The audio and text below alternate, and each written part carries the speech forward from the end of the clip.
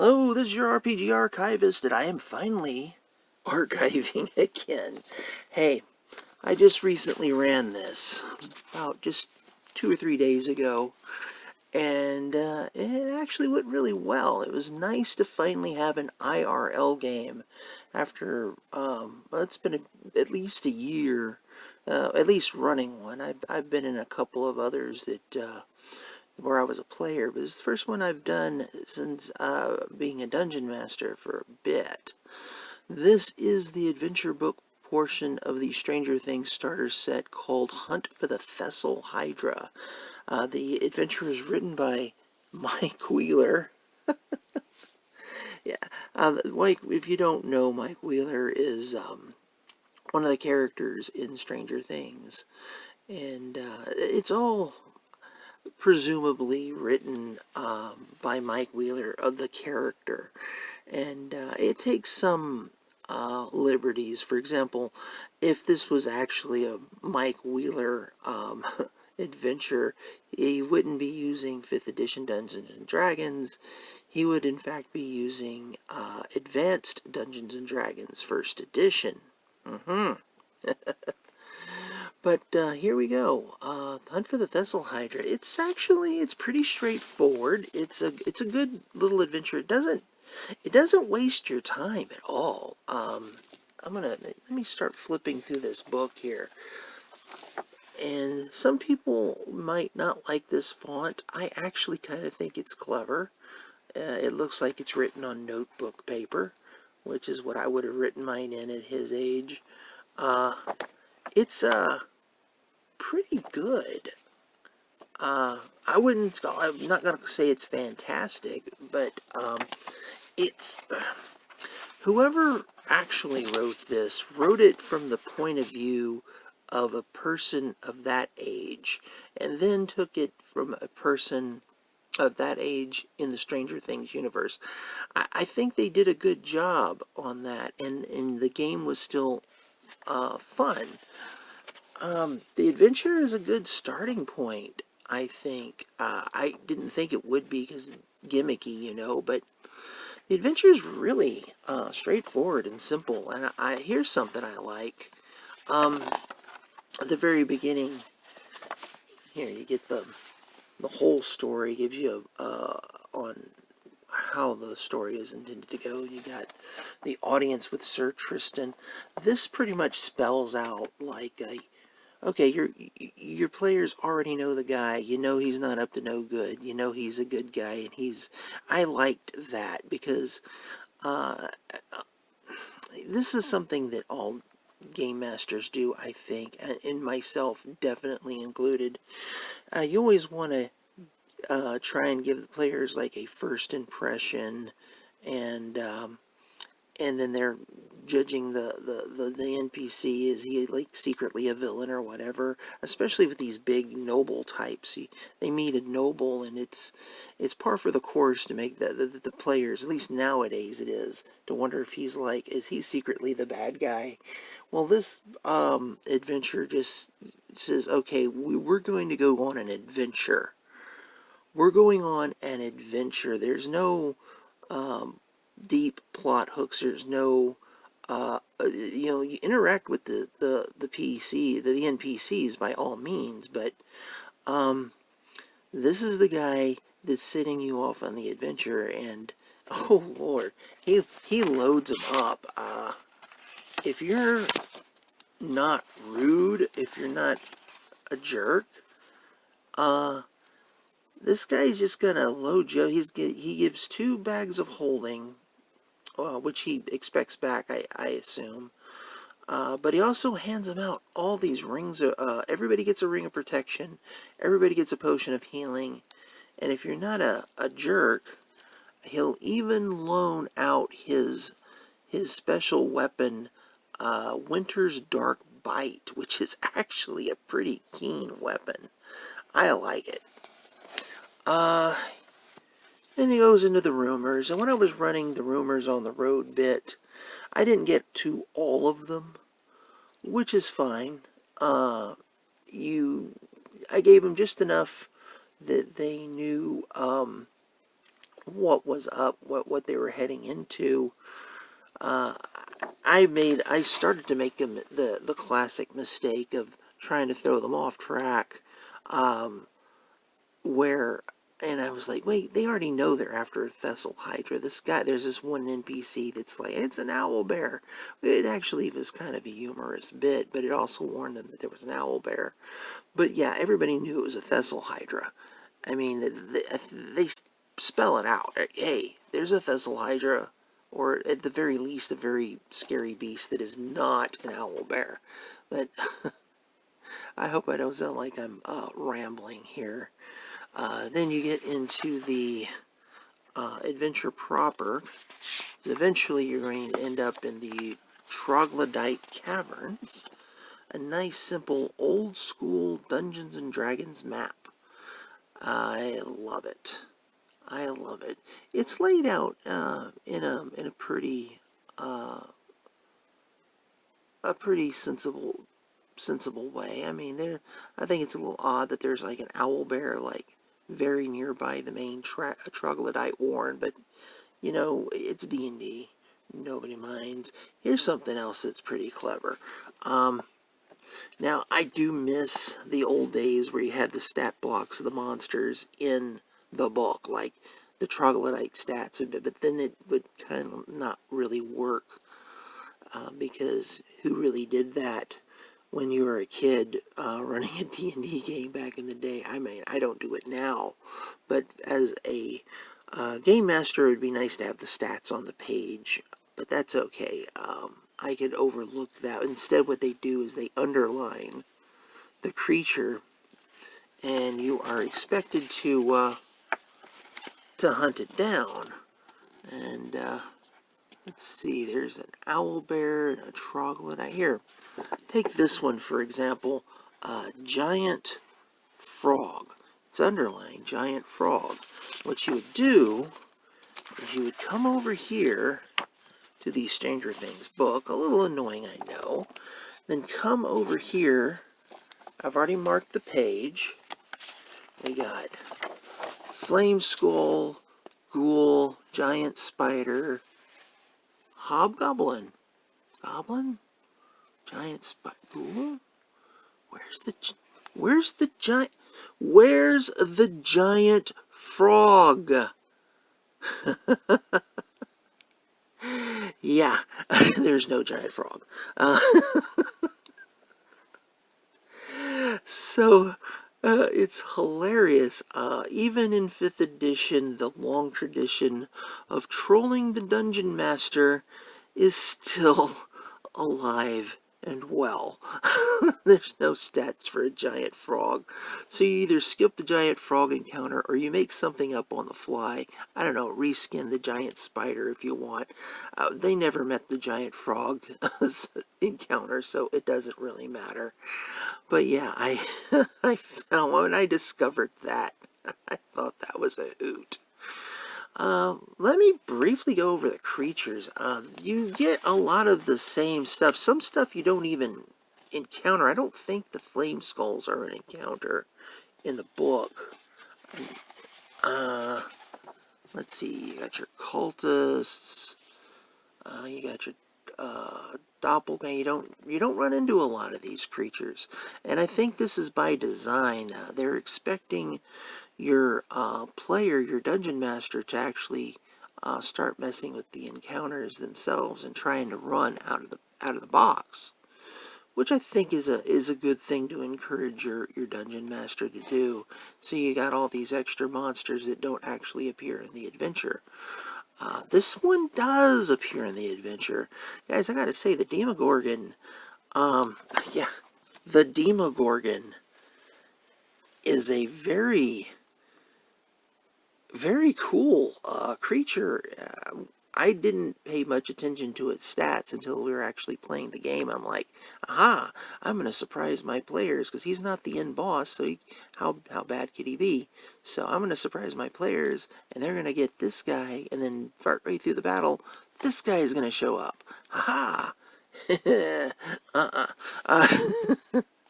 Spoilers, guys. Here comes some spoilers. Well, I should have said that at the beginning of the video. This whole thing is going to be spoilers.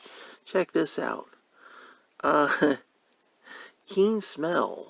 Demogorgon has advantage on wisdom, perception checks, rely on spell. Okay, that's cool. Even though it doesn't really have a nose that you could see. Blood Frenzy. Here's where it gets interesting. Demogorgon has advantage on melee attack rolls against any creature that doesn't have all its hit points. That means even 1 hit point, guys. Even one hit point. This guy's got advantage, and he's got three attacks. Where's the attacks? Yeah, multi-attack. Makes 3 attacks. Yeah. That's sick. Oh, and he regenerates. Yeah. 10 hit points at the start of its turn. So at the very beginning of its turn, he gains 10 hit points. Yeah. This is a really cool creature. Very meat baggy. High hit points. It's pretty typical of 5th edition monsters, but this one just takes it over the top. And then you get to the classic. I'm going to go skip ahead. Yeah, I'm going to go ahead and skip ahead to the Thessalhydra. Thessalhydra is actually a Mystara creature. I'm pretty sure it was a Mystaran creature. And I love what they call the multi-attack flurry of bites. Yeah, it's a pretty formidable monster itself. It has a lair, what do you call it? Multi-action, legendary action.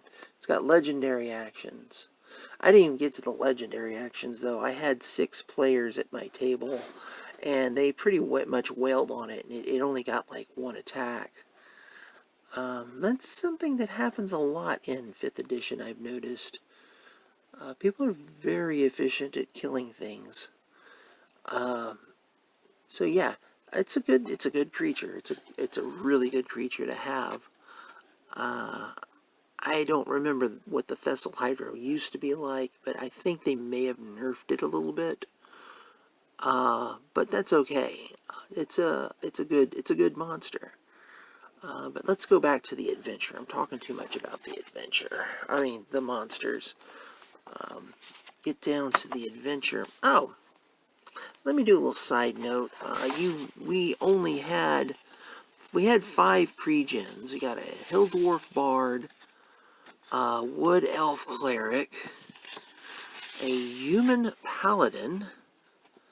The most exotic race in D&D, by the way, is human, because nobody plays human. Even though they are arguably better, but everybody likes to have dark vision. Half-Orc Ranger. Oh wait, where's the last one? Half-Elf Wizard. Notice they all start at level 3. I'm a little iffy on that. I gotta say, if you're a new player, wouldn't all this be intimidating? I don't know. Maybe not. Maybe not. But I'm going to tell you, we only had 2 people play the pre-gens, and everybody else rolled up characters. Now, I put some limits on it myself because I knew the time period. So there was none of the new races like Dragonborn and Tiefling, and it's just elf, dwarf, human, half-elf, half-orc. Anything you could find in the Advanced Dungeons & Dragons Player's Handbook was allowed, including classes. I also limited all the classes. I didn't allow Sorcerer and Warlock, because, again, Sorcerer and Warlock, not 1st edition. So I wanted to try and keep the feel of the original D&D as much as I could, even though this is clearly not OG D&D. But anyway, it went well, even though they wrote their own characters. So you don't feel you have to use the pre-gens. I encouraged them to use the pre-gens, but that's as far as that went. Anyway, back to the adventure proper. Okay, this is clever. Cursed Labyrinth. This is one of those shifty maze things. So what you got is, as they're exploring, you roll your d20 and it does all this stuff here. It's clever. It's something I would have done at that age. I'm older now, and I now know that mapping a labyrinth of this sort, especially one that moves around, mapping is dumb. Don't. It's best not to bother. What you should do instead in this adventure, once the players realize that the maze is shifting and you have no idea where you are, what you should do is do like I eventually did. I have a more expanded method for labyrinths, by the way, but I'm not going to go over that. This is just a quick and dirty, and this is all you really need. You take your d6, as you roll it, and multiply that by 10. That's how many minutes they're in the maze before they have an encounter. So this is d6, and I just rolled a 5, so that's 50 minutes. 50 minutes in the maze, and then after you've been wandering around aimlessly, you have a special encounter right here. And then you got your encounters, and you roll on the encounter table. That's what you do. If you think minutes is too short, then switch it up and make it hours. And for that, I would use a d4, and that's 4. They wander the maze for 4 hours. Will they ever get out? Ooh, skeletons, you know? That's the way to do it. I'm not knocking this, though, because this is literally something I would have done back in the day. But the more you could streamline labyrinths and mazes, the better. I think there might have been an example of that in Keep on the Borderlands, I think. I think it was, maybe it was slightly different. Oh, I remember. It had a dedicated map, but you would roll to find out where you were really at. So, yeah, that's another game. I'm not going to bother with that. Let's continue. This is after you find the Lost Knight. Lost Knight has a couple of riddles, and I gotta say, the first one wasn't as challenging as I thought it would be. They figured it out like immediately. Kudos for them. I thought it would take them a couple twists and turns before they figured it out, but they did not. The second one they had a little more trouble with. I'm not gonna spoil the puzzle, but it took them a little more time to figure this one out. But their logic prevailed, and even though none of us could remember the nursery rhyme it was based on, they still managed to figure it out. So awesome. Next, you finally go into the dedicated Stranger Things portion of the adventure. You go into quite literally the upside down. Now, I'm going to give a little advice to anybody that wants to run this adventure outside of the Stranger Things universe. Not that this is actually in the Stranger Things universe. It's iffy. If you are in Mystara, make this the Nightmare Realm, or the demi-plane of... I don't remember if it's a demi-plane or a realm. But there's a plane... There's a dimension. A dimension, I think is what they call it. The Dimension of Nightmares. Nightmare Dimension. Glenn Welch describes it as the land of Cronenberg body horror and things like that. And but yeah, it's where the Unseelie Fae are. It's where it's like dark and depressing and full of scary things. So if you're gonna not run it as this Stranger Things, if you want to run it outside of it, if you're in Mystara, make it the Nightmare Realm. If it's any other world, just make it a demi-plane. But I guess it doesn't really matter. It could be the Upside Down if you want. It's your game, have fun. And, of course, this is where you run into another NPC, the Proud Princess. My players had a little fun interacting with her. Let's see, got some upside down encounters. There's the Proud Princess. I like how they got these simple illustrations, as if Mike Wheeler had actually drew it. Encounter with the Demogorgon. I gotta say, the Demogorgon encounter. Oh gosh.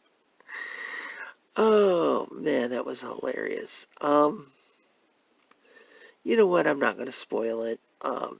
There's a certain way you have to summon the Demogorgon. So I say summon is more like attract the Demogorgon. There's a reason you need to get the Demogorgon to run your way, and